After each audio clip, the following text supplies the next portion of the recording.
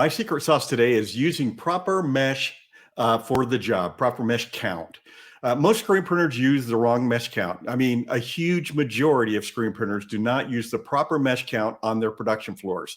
And almost always the mesh count is too low. So what is mesh count?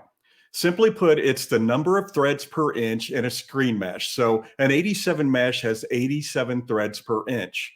A 305 mesh has 305 threads per inch. So what does that mean to us?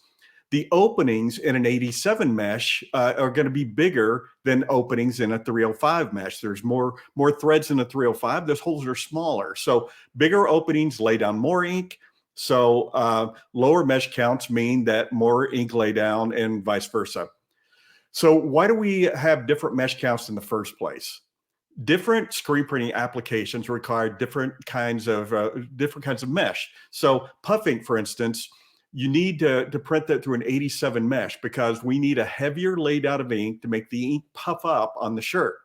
Simulated process or photographic reproduction printing requires the color to be printed through a 305 mesh because we need a very minimal laydown of ink. So you might be thinking, why don't my mesh count numbers match the numbers you're telling us, Terry?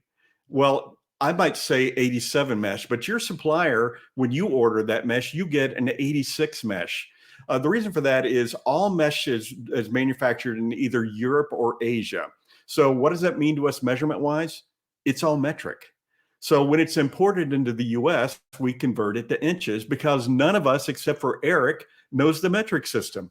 So if a supplier gets an 87 mesh, but the next shipment they get is 86 threads per inch, you think you're going to go change their brochures and change their price sheet or change their website? No, as long as it's close, that's the number they use. So if your mesh count numbers are within a couple of the ones I'm talking about here, you're still good to go. But most people use too low mesh count, and here's why. First is misinformation. When I started screen printing in a previous century, it was common to say all you need are 110 mesh screens. And in my classes still today, I have people say, well, that's the advice I got from my supplier. They said just buy 110 mesh screens, or worse, you got that advice on the internet. So what's my go-to screen mesh for most of the work I do? It's a 160 mesh, not a 110 mesh.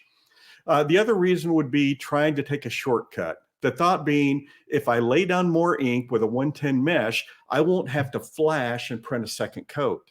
So laying down too much ink in a single pass, like through a 110 mesh, is going to give us a thick and sometimes even uneven print. So using a higher mesh, like a 160, gives us a very thin laydown of ink. We're going to flash it for about 15 seconds, and then we're going to print with the same screen right on top again. So the result is a 100% thinner and more crisp image than using a lower mesh count to save a print stroke. So a print that this is going to give you a print that will separate you from the competition. It's going to separate you from being